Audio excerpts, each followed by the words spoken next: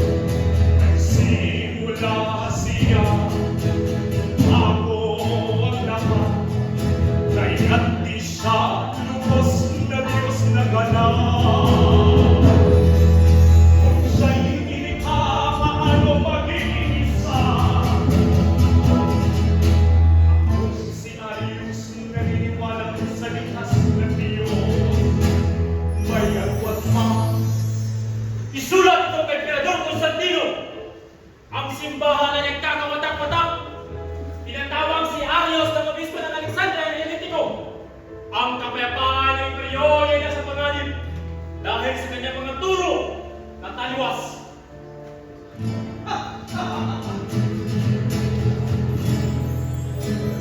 Salita isang piling, nagtuloy sa Kristina, sa paligid. Pinakawalang salita, nagtuloy ng gugulo sa pusimbahan. Tama na! Tama na! Alagaling ko naman sa tingman, hindi dapat mawasa ang kapayapaan ng imperyo. Isulat ang ipadala sa kanilang lahat. Tatatawagin ko sila sa isang lugar, isang konsyo, isang predo. Makinig! Makinig kayong lahat! Ang emperador ay nagpapatawag ng isang pagpupulong. Tawagin ang lahat ng obispo sa Nisea at maggawa ng isang konseho. Ang emperador ay nagpapatawag ng isang pulong. Ikaw, samahan mo nga ako. Kayo! Nakita niyo ba si Anastasio? Si Darius? At saka si Obispo Alejandro? Pakisabi sa kanila, nagpapatawag ng pulong ang emperador!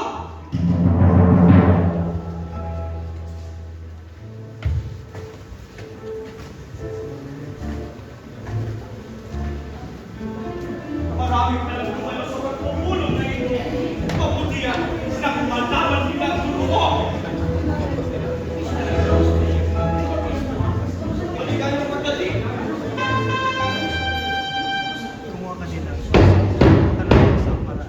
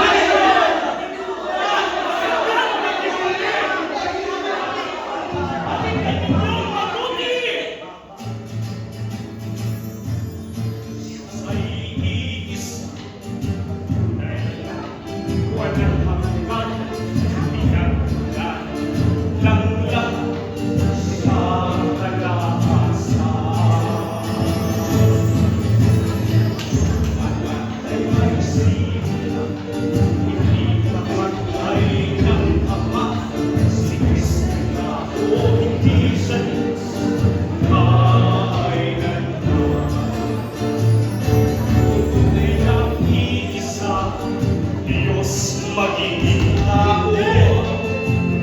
Ngunit pag-ilaw sa alas, si Kristo'y pinipari ko. Mga kapatid, mag-ingat para sa kapayapaan.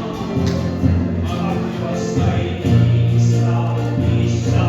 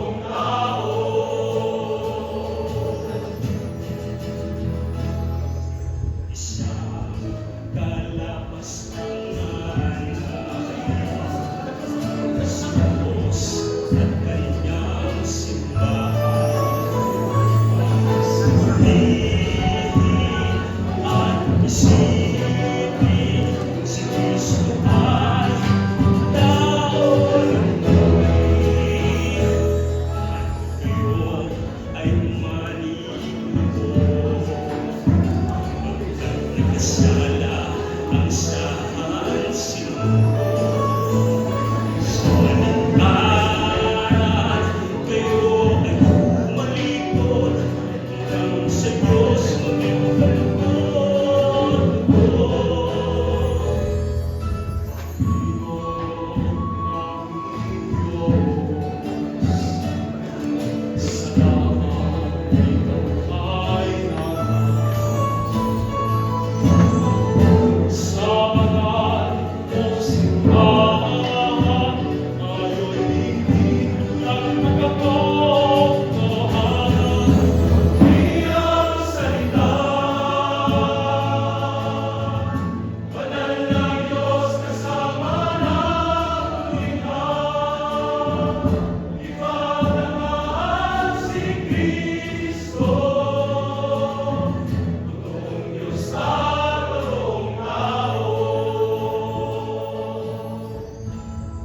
mga kapatid, magandang gamitin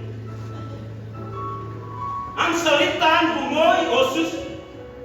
Katulad na Ama, ang ating gamitin sa kredo.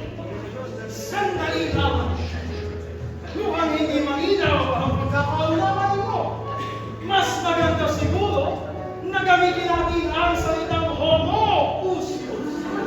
Isang kalikasan, isang natura, isang Diyos.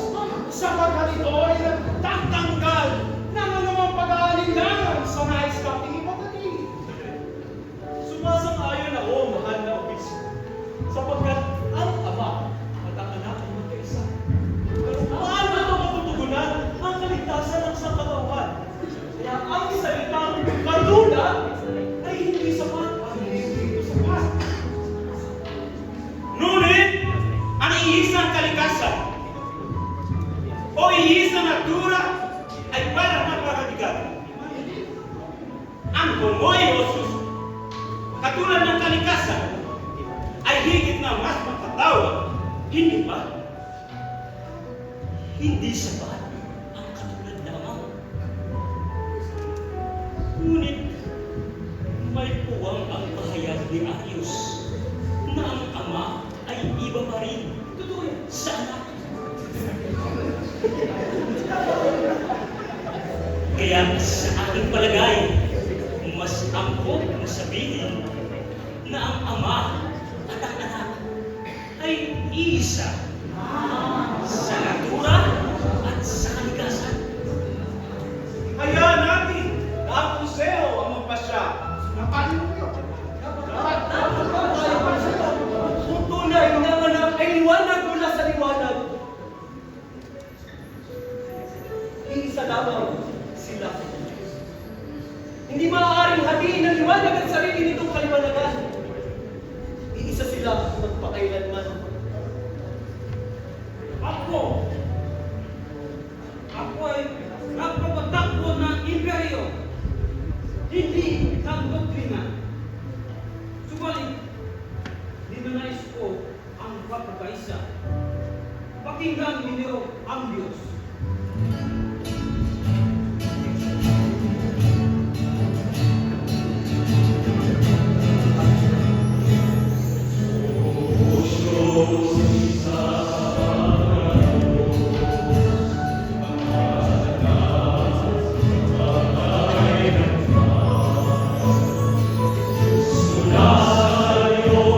Liwanag mula sa liwanag, tunay na Diyos.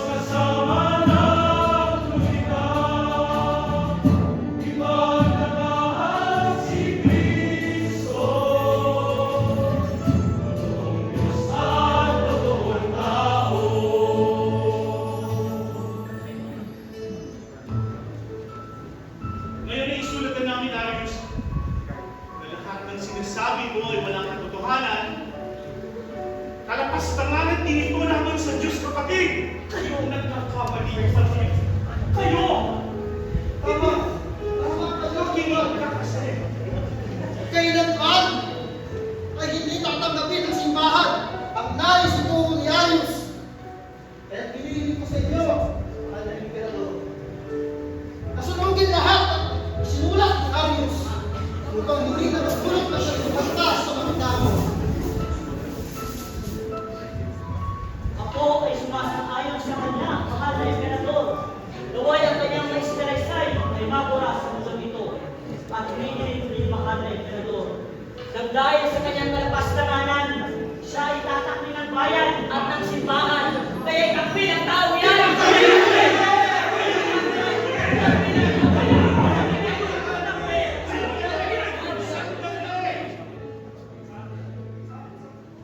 Narinig ko ang iyong mga higay at napatunayan din sa pagpulong na ito. Namali ang iyong dinuduro sa mga tao Arias. Kaya bilang Emperador ng bayan ito, ay ipinagutos ko na ang lahat ng iyong kasulatan ay masunod.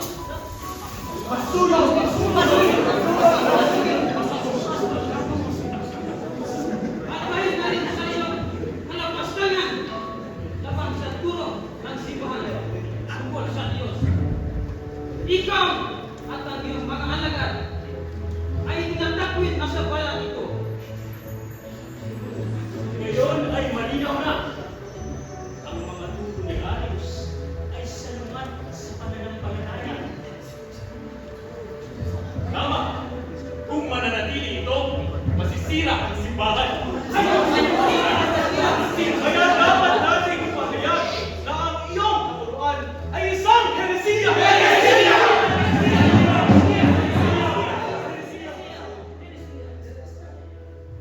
Hindi ito apoy ng puot, kundi apoy ng paglilinis. Katulad ng gintong pinapadalisay ng apoy, lumiliwanag ngayon ang katotohanan. Sa pangalan ng imperyo at ng simbahan, si Arias ay pinatapon. Ang kanyang mga kasulatan ay sinusunod. Ang kanyang mga aral ay anatima.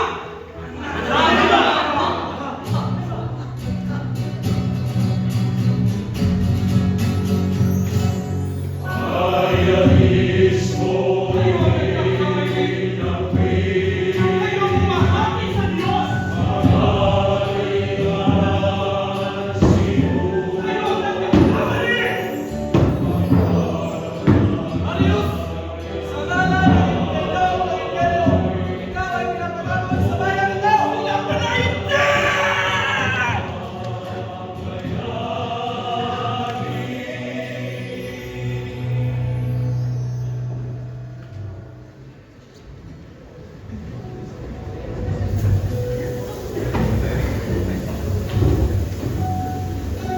Ito ang yaman ng ating inasimbahan.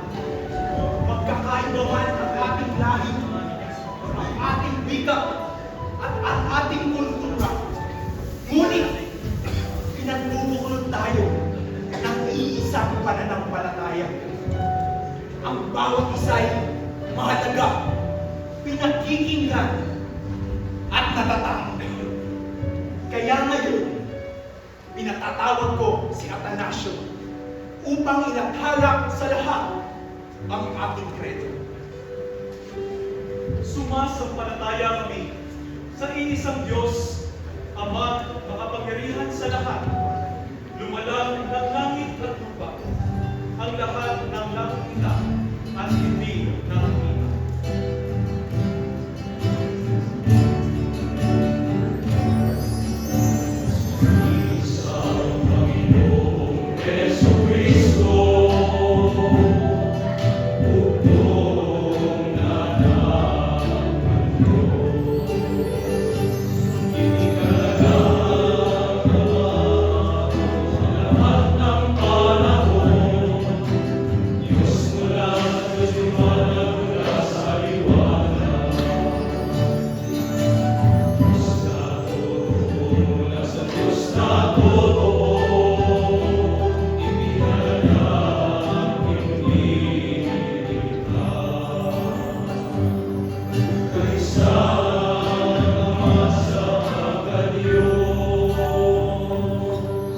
At sa pamamagitan niya, nilikha niya ang lahat para sa atin.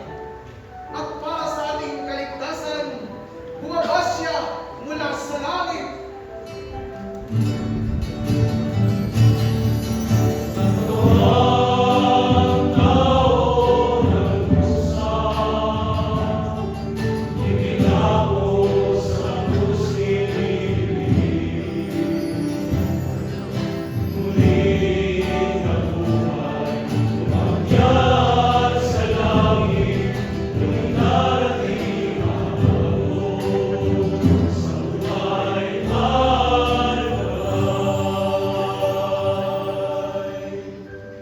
Sa bawat salitang binigkas, naroon ang puso ng pananampalataya ng sambayanan. Sa pagkakaisang ito, nabubuhay ang simbahan sa liwanag na nanggagaling sa Ama at sa katotohanan na nanggagaling sa Anak. Ito ang ating kredo. Sa pamamagitan nito, tayo ay nagkaisa sa katotohanan, sa pananampalataya, at sa simbahan ni Kristo.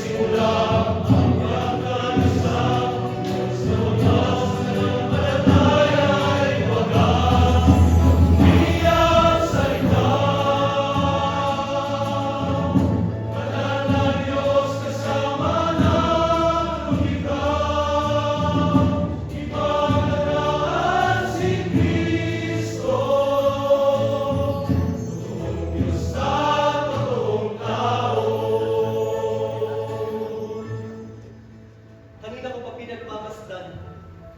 Hindi biro ang pinagdaanan ng mga unang Kristiyano para marating natin ang kredo na ito. Isang pananampalatayang hinubog ng dugo, luha, panalangin. Hindi lamang basta iniabot, kundi pinanday ng panahon at pananalangin. Ngunit sa kabila ng katuruan ng kredo na ito, tila nawala tayo sa daan. Sa isang lipunan na karamihan ay Katoliko, bakit laganap ang katiwalian, korupsyon, at pagyurak sa dangal ng tao? Mahirap bang isabuhay ang kredo? O sadyang nakalimutan lamang natin ang halaga nito? Ikaw, kayong lahat, paano mo isinasabuhay ang kredo?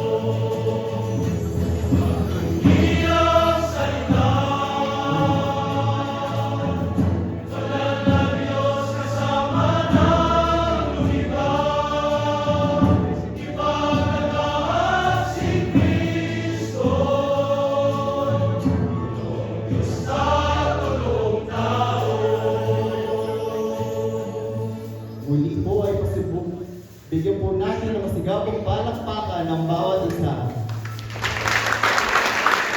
At kailangan po ninyo ipakilala ko sa inyo ang mga nagsiganap ngayong gabi. Brother Jerry bilang Fides, Brother Randall bilang Theophilus, Brother Charles bilang Alexander. Brother Jenrick bilang Arius. Brother Christian bilang Eusebius. Brother Guyen bilang Mensahero. Brother Norman bilang Constantino. Brother Jury and Brother Noel bilang mga sundalo. Brother JL bilang Hosius. Brother Emmett bilang Vito. Brother Lawrence bilang Vincent. Brother Christian bilang Atanasio. Brother Marcel bilang Theonas. Brother Jude, Brother Carl, Brother Lawrence, Brother Raphael, Brother Benedict, Brother Paul, Brother Derek, Brother Nicodem, Brother John, and Brother Jason bilang mga obispo. Brother Ignacio, Brother Tam, Brother Baldo, Brother Ian, Brother Barnabas, Brother Basil, Brother Gideon, Brother Archie, Brother Thomas, Brother Radu, Brother Damien, Brother Oscar, and Brother Paul bilang mga koro. At pinakikilala ko naman sa inyo ang ating costume director, Brother Gerald. Stage and props designer, Brother Joe. Light director, Brother Ron. Sound director, Brother Guys. Our technical head director, Brother EJ. Our choreographers, Brother JM and Brother Guys. Musical director and instrumentalist, Brother Deo, Brother Brian, Brother Christian, and Brother Lee. Our propsmen, Brother Monroe and Brother Justler. Our stage director, Brother Franz. Our head writers, Brother John and Brother Charles. Our production director, Brother Jenrick.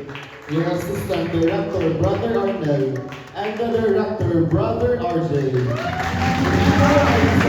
Kailangan sila ng masigabong palakpakan.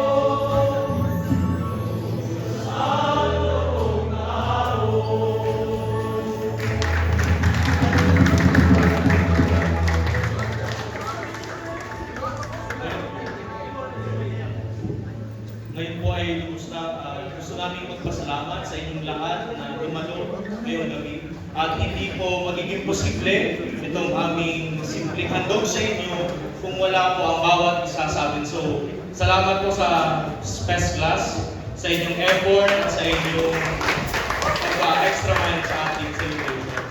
At gusto din po namin pinapasalamatan si Father Mike sa pagbibigay po ng oportunidad upang may pakita kung ano yung mga natutunan namin sa ating subject. And gusto rin po namin pasalamatan ang ating mga judges, si Father Stan, si Father Rafi, at Tita Rachel po. Tagado niyo po ang simpleng handog namin sa inyo. At higit sa lahat po, gusto namin magpasalamat sa Diyos na nagbibigay sa amin ng bukasyon na ito at patuloy na tumatawag sa amin at patuloy naming paglilingkuran. Sa muli, salamat po sa inyong lahat. And judges po.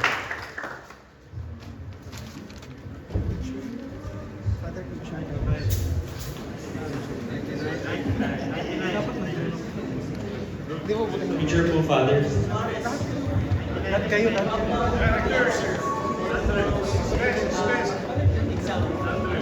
Calling all cast po.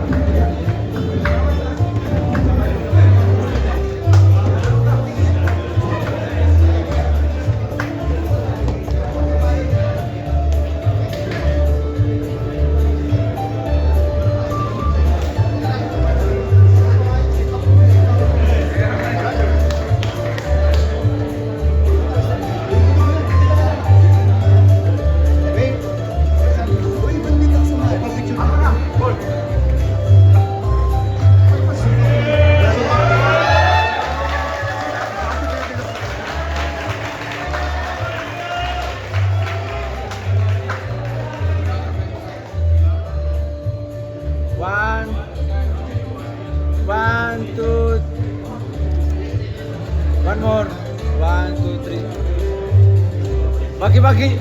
1, 2, 3. Wagi.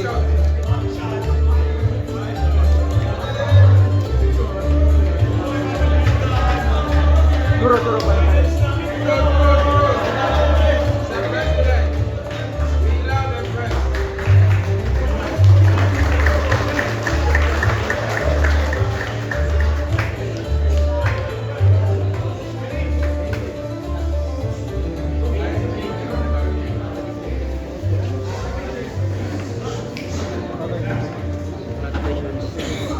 Pakicomment yung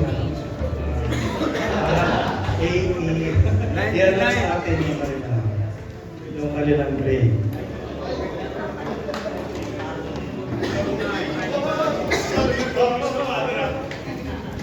When I started having exams in a different way, not the traditional one, napansin ko na yung exam na identification, enumeration, yung essay boring.